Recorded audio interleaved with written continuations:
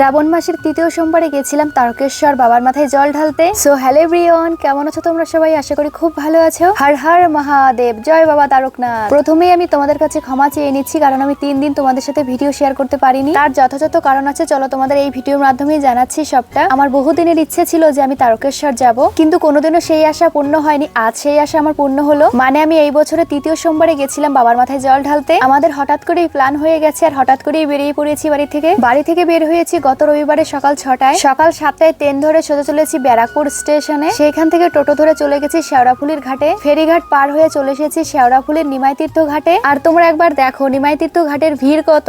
মানে এখানে যত লোক দেখতে পাচ্ছ সবাই এখান থেকে স্নান করে জল তুলে নিয়ে যাবে বাবার মাথায় জল ঢালতে। আমরা তো এখানে এসে এই ঘাট থেকেই ঘোপাগুলো কিনে নিয়েছি। তারপর এখন আমাদের স্নান করা হয়ে গেছে, বাবার জন্য জলও তোলা হয়ে গেছে। দেন তারপর বাবার নামে তিলক করে নিলাম। এখন স্নান করে ঘাট থেকে বের হচ্ছে, আর দেখো কত ভিড়। তারপর দুপুর 12:30 নাগাদ হাঁটা শুরু করে দিয়েছি। আমি হাঁটছি আর আশেপাশের লোক দেখছি যে এত লোক কোথা থেকে আসলো। দেখে আমি তো পুরো অবাক হয়ে গেছি। রাস্তায় হাজার হাজার ভক্ত যাচ্ছে বাবার মাথায় জল ঢালতে। এত ভক্তের মাঝখানে আমিও ছিলাম এক অধম ভক্ত। আমি তো এর আগে কোনোদিনও যাইনি তারকেশ্বর, এই বছরই প্রথম গেলাম তারকেশ্বর। যাবার পরই বুঝলাম এর আনন্দ কতটা। দেখো রাস্তায় তো স্বয়ং রুদ্ররূপী মা কালীর সাথে দেখা হয়ে গেল। আমরা তারকেশ্বরে যাওয়ার উদ্দেশ্যে হাঁটা শুরু করেছিলাম 12:30 নাগাদ। 1 ঘন্টা হাঁটার পর আরো যত সামনের দিকে এগিয়ে যাচ্ছি মনে হচ্ছে আরো বেশি লোক যাচ্ছে। একটানা 4 ঘন্টা হাঁটার পর পায়ের অবস্থা একটু খারাপ হয়ে গেছে, তাই এক জোড়া অ্যাংলেট কিনে পায়ে পরে নিলাম। আমার অ্যাংলেট পরা দেখে হয়তো অনেকেই বলবে যে আমি উল্টো করে অ্যাংলেটটা পরলাম। হ্যাঁ, আমি উল্টো করেই পরেছি, কারণ এখানে আমি পুরো পায়ের তলাটা ঢেকেই পরেছি। আর যদি সোজা করে পরতাম তাহলে হয়তো গোড়ালিটা বের হয়ে থাকতো।